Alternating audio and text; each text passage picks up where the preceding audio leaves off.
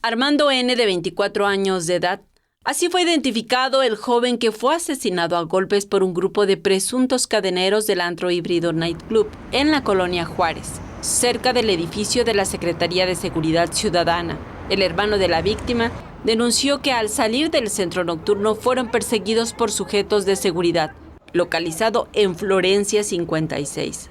Armando trató de esconderse en una jardinera, pero ahí fue encontrado por sus verdugos, quienes lo golpearon hasta que dejó de gritar.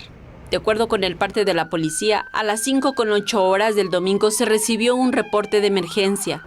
El lugar fue acordonado hasta las primeras horas de la mañana, cuando llegaron peritos de la Procuraduría General de Justicia para iniciar con las investigaciones.